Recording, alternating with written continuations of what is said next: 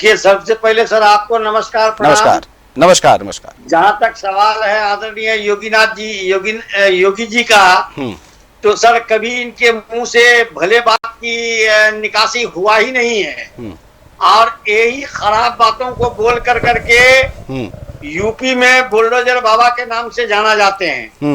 इन लोगों के जुबान पर कभी भी अच्छी उपाधि नहीं मिल सकती है। ये लोग शिकायतों का राजा है, शिकायतों का इन अंतर्राष्ट्रीय अध्यक्ष भी हैं। किसी को पप्पू, किसी को टप्पू कह कर करके लोगों को नीचा दिखाने का काम भाजपाइयों का परंपरागत रूप से रहा है जी। रहा सवाल इलेक्शन का सर, तो 2025 का इलेक्शन जो 11 तारीख को यहाँ खत्म होगी, यहाँ की जनता इन लोगों को आने वाले दिनों में बेहतर जवाब देगा। इन लोगों पर टिप्पणी करने से बेहतर है कि हम लोग चुप रह करके भी इन लोगों को आने वाला दिन से हम लोग वोट दे कर करके इन लोगों का जवाब देने का काम बिहार की जनता करेगी। और साथ ही में ये लोग जो जुमलेबाज हैं और जुमलेबाजों से जो अपना काम किए हैं, इसी तरह से अभी हमारे भाजपा के जो बैठे हुए हैं, अभी आपको बता रहे थे कि तेजस्वी यादव सबके घर में नौकरी देंगे। तेजस्वी यादव अभी सरकार में आई नहीं है सर, लेकिन उन्होंने लोगों को वादा किया है। लेकिन ये लोग 20 साल सरकार में रहने के बावजूद भी लोगों को न नौकरी दे सका, ना गरीबों को रोजगार दे सका। लोग बिहार का पलायन कर रहे हैं और ना ही किसी को नौकरी मिला।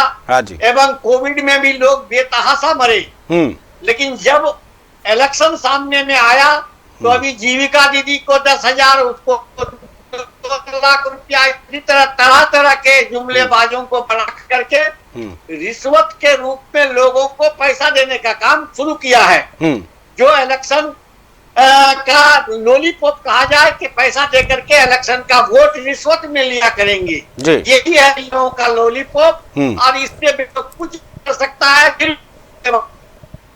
चलिए ठीक है, लॉलीपॉप की आपने बात करी मुश्ताक साहब, और 11 तारीख को बिहार की जनता इन लोगों को बेहतर जवाब दे देगी, यही मैं आशा करता हूँ। बिल्कुल, बिहार की जनता किसको जवाब देगी, किसको वोट देगी और किसको सियासी चोट देगी, ये तो आने वाला वक्त ही बताएगा। बहरहाल जो बिहार की भाषा कही जाती है उसकी झलक आप जब बोल रहे थे देखने को मिली। बड़ी ही प्यारी बोली है बिहार की। और जब चर्चा में कहा जाता था कि सर ये आदरणीय जी चौधरी सम्राट चौधरी जी बता रहे थे 10 बजे खाना खा कर करके आप मोकामा घुमाइए जी। और एक भी आदमी आपको कुछ कह देगा तो हम मुख्यमंत्री पद छोड़ देंगे। लेकिन वही मोकामा में सर अभी जुम्मा हर दिन नहीं हुआ, दुलाचंद यादव का कत्ल हो गया जी। यही है इन लोगों का जीरो टॉलरेंस की सरकार। और लोगों को इसमें जंगल राज बताने का काम यही लोग कर रहा है। अच्छा, और ये जंगल राज नहीं है तो और जंगल राज कैसा होगा सर, हम लोगों को भी बता दीजिएगा, चाहे उस जंगल राज का इंतजार करेंगे। शीतल जल पीजिए, शांत हो जाइए। शैलेश जी की भी बात सुन लीजिए। शैलेश जी 20 सेकंड बात पूरी कीजिए, फिर पूजा जी मैं आपके पास आता हूँ जी। जी ऐसा है कि अभी चौहान जी एक बात कह रहे थे कि पुल बनाने से विकास नहीं हो जाता है। भाई ऐसा पुल इन्होंने भागलपुर में बनाया, नदियों पे बनाया कि 3 महीने में ढह। लेकिन चौहान जी मैंने आपकी बातों में टोका। ठीक है चौहान साहब सुन लीजिए। अरे चौहान साहब सुन तो लीजिए विपक्ष का भी। हमने टोका क्या? आपकी बारी थी, हमने टोका नहीं ना। पुल बनाने से क्या विकास हो जाता है, ये आपने कहा था। अरे चौहान साहब अब सुन लीजिए प्लीज, सुन लीजिए। अरे सुन लीजिए फिर बोलिएगा। कि अभी उन्होंने 2 बातें रखी कि विकास की परिभाषा उन्होंने ब्रिज बनाने पे कहा, हमने ही कहा कि फ्लाईओवर बनाने पे विकास नहीं होता है। भाई ऐसा भ्रष्टाचार इन्होंने अभी बात कर रहे थे चारा चोरी की बात। भाई इनके यहाँ कौन है? इनके यहाँ जितने भ्रष्टाचारी होते हैं कल को उनको कहते हैं कि चक्की पिसिंग एंड पिंचिंग, दूसरे दिन उसको सीएम बना देते हैं गठजोड़ करके, फिर जाकर के बोलते हैं कि ये जेल जाएंगे, उनको ये उप मुख्यमंत्री महाराष्ट्र में बना देते हैं। तो भ्रष्टाचार की बात अगर भाजपा करती है तो ये हास्यास्पद लगता है, क्योंकि जिस तरह से इन लोगों ने आसाम में जिसको इन्होंने कल्प्रिट बनाया था उसको आज हेमंत बिश्व शर्मा को मुख्यमंत्री बना दिया, वो बहुत बढ़िया हो गए। ठीक है, तो ये भ्रष्टाचार की बात बीजेपी के मुंह से अच्छी नहीं लगती है, क्योंकि आज देश में। ठीक है पूजा जी आप अपनी बात रख लीजिए। चौहान साहब फिर मैं आपके पास आऊंगा। ठीक है पूजा जी क्या कहना चाहेंगे आप? जी कुलभूषण जी, बार बार ये घोटाले की बात चलती, चारा घोटाला। आपको पता होगा इसकी जांच की शुरुआत कब हुई थी? 1996 में हुई। बिल्कुल। उसका मुख्यमंत्री कौन था? मुख्यमंत्री लालू प्रसाद यादव जी थे। मतलब लालू प्रसाद यादव जी ने जब देखा मुख्यमंत्री बने कि ये चारा घोटाला हो रहा है, इसमें बड़े लेन देन का जो है पता नहीं चल रहा है, उन्होंने जांच चालू की। उसके बाद में सरकार ने जो जांच चालू किया उसी को जो है लपेट करके लेके चले गए 27 लोगों को, और उसमें से एक लोग बच भी गए। आपको पता ही होगा, उन्होंने भाजपा ज्वाइन कर लिया। भाजपा ज्वाइन कर लिए तो चारा घोटाला से बाहर आ गए। जैसे हेमंता बिश्व शर्मा की बात की तो लंबी फेयरलिस्ट है, आपको सीबीआई ईडी बुलाएगी नहीं पूछताछ करने के लिए। और अभी भी ये बिहार की बात कर रहे हैं कि बिहार में इससे तभी लगातार चुन रही है इनको नीतीश कुमार को। आप बताइए पिछली बार 2020 में कितनी सीटें मिली थी भाजपा को और कितनी सीटें मिली थी नीतीश कुमार जी को? आप सोचिए कि जो विपक्ष में बैठी हुई पार्टी है आरजेडी, उसको सबसे ज्यादा सीटें मिली हुई थी। वो विपक्ष में बैठी हुई है और ये लोग जोड़ करके सत्ता पक्ष में बैठे हुए। बताइए, और अभी भी जनता ने तब भी आरजेडी को चुना था और आज की तारीख में भी जनता जो है अब एक तरफा चुनेगी, क्योंकि उनको पता चल गया है कि जरा सा भी 1-2 सीट का मामला हुआ तो आप मान के चलिए कि आपने जिसको चुना है, जिसको मेजोरिटी दी है, अगर नियमतः देखा जाए तो मेजोरिटी जनता ने आरजेडी को दी हुई थी, ना तो भाजपा को दी कि आप सरकार बना लीजिए। और इनके पास, नीतीश कुमार जी के पास में इनकी किस्मत अच्छी है, जो भी कही जाए, या फिर ये इतने जो है पलट लेते हैं, इनकी नीति ऐसी है कि कर लेते, हम इधर भी रहेंगे तो भी मुख्यमंत्री, उधर भी रहेंगे तो भी मुख्यमंत्री। और ये जनता ने देखा है बिहार की कि जब जो है आरजेडी के साथ में सरकार बनाई थी 1.5 साल के लिए, तो वहां पे नौकरियां दी गई थी, और बिहार में नौकरियां सिर्फ बिहार के लोगों को नहीं मिली थी, उत्तर प्रदेश के लोगों को शिक्षक भर्ती में की रजिस्ट्री करके नौकरियां मिली थी, जमीन की रजिस्ट्री मिली थी। अरे वो कहाँ की बात कहा हुआ अभी? अरे अभी की बात कर रहे हैं, आपके गठबंधन से पहले की। ये आप लोगों को सिखाया जाता है ना, जैसे आपके प्रधानमंत्री बहरूपी, मुख्यमंत्री ढोंगी, इन लोगों के पास में कोई तथ्य तो होता नहीं है, कोई डेवलपमेंट की चीजें तो होती नहीं बोलने के लिए, यही चीजें जो है लोगों को भी सिखा करके भेजते हैं कि जहां बात आए आप अपने मुंह से जो है गंदगी उगलने लगिएगा, कोई तथ्य की बात मत करिएगा, बात करने चालू कर दीजिएगा। और ये तो मैंने देख लिया कि चरित्र ही है, चरित्र है कि ये भाजपा ठीक है। शैलेश जी आप कुछ कहना चाह रहे हैं, मैं आपके पास आऊंगा। नीरज जी के पास चलते हैं। नीरज जी आप क्या कहना चाहेंगे? ठीक है चौहान साहब आता हूँ। अरे तनिक शांत हो जाइए और मुझे बोलने का मौका दे दीजिए। ठीक है बस ठीक है चलिए ठीक है। चौहान साहब शांत हो जाइए, आपकी बारी आएगी, बोलने का मौका दूंगा, आपकी बारी पे बोलने का मौका दूंगा। पूजा जी मैं आता हूँ आपके पास। जनता जानती है कि पलायन की वजह क्या है, बेरोजगारी की वजह क्या है। बिहार की जनता को ना समझ मत समझिए, वो मूर्ख नहीं है। ठीक है, अरे रुक जाइए, थोड़ा शांत हो जाइए, ऐसे आवाज किसी की नहीं सुनाई देगी। ठीक है पूजा जी शांत हो जाइएगा प्लीज, थोड़ा शीतल जल पी लीजिए। ठीक है आप शांत हो जाइए, समझदार है पूजा जी। ठीक है चौहान साहब आप शांत हो जाइए, आपकी बारी आएगी नीरज जी के बाद। नीरज जी अपनी बात को पूरा कीजिए। जी ठीक है, आवाज जरा धीमी कर दीजिए ताकि नीरज जी की आवाज सुनाई दे। अभी आवाज बंद हो जाएगी, आपकी किसी की आवाज नहीं आएगी। अरे तनिक शांत हो जाइए प्लीज, थोड़ा रिक्वेस्ट कर रहा हूं, थोड़ा शांत हो जाइए, शांत हो जाइए प्लीज शांत हो जाइए, थोड़ा सा शांत हो जाइए। आप बोलते रहिए, आवाज किसी की नहीं जा रही है, आप लोगों की आवाज ही नहीं जा रही है, बोलते रहिए। अरे कह रहा हूं रुक जाइए, वरिष्ठ पत्रकार बैठे, जरा उनकी भी 4 बातें सुन लीजिए, अनुभवी व्यक्ति हैं।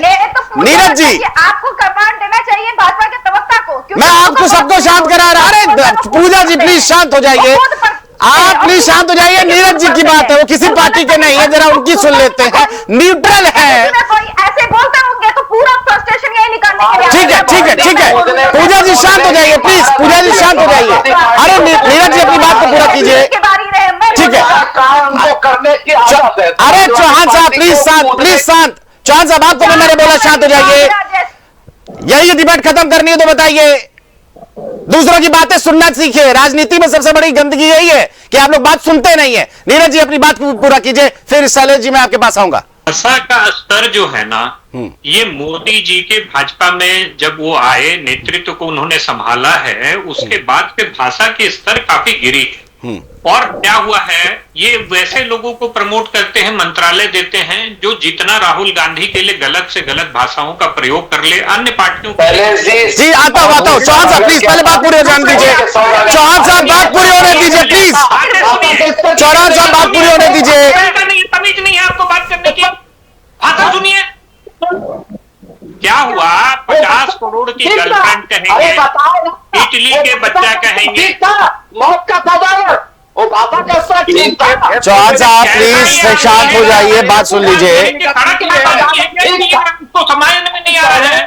अरे जब मैं बात रख रहा हूँ शांति से सुनिए ना, आपकी बारी आएगी आप बोलिएगा। सुनने का क्षमता नहीं है, सुनने का मान रखिए। चौहान साहब की आवाज जरा धीमी कर दीजिए, उनकी आवाज ही नहीं है। मैं चौहान साहब आपसे बड़ा पछताता हूँ, मैं कह रहा हूँ थोड़ा शांत हो जाइए, सुन लीजिए फिर जवाब दीजिए, भी बड़ा समय है, रुक जाइए। हम लोग तो बात ही नहीं रख पाते हैं अपनी। नहीं आप बात रखिए, मैं सबको मौका दे रहा हूँ, रखिए अपनी बात और तेज रखिए।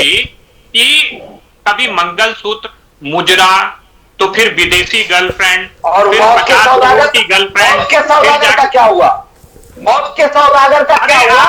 ये भी तो बताओ। चौहान साहब प्लीज थोड़ा सी समझदारी, सबसे वरिष्ठ हैं आप, थोड़ा समझदारी रखिए, अभी समय बाकी है। अरे अभी 10 मिनट है, दोबारा चर्चा आपके पास आऊंगा। गोधरा काम करने वाले लोग नहीं है, आप में पेशेंस नहीं है, जवाब दीजिएगा हमें, पूरा जवाब दीजिएगा। चौहान साहब पहले पूरी बात सुन लीजिए, चौहान साहब बात सुन लीजिए पहले। ठीक था तुम्हारी। अरे पहले बात सुन लीजिए, जवाब दीजिएगा, इनकी आवाज जरा म्यूट कर दीजिए ताकि मेरा प्रश्न पूरा हो जाए।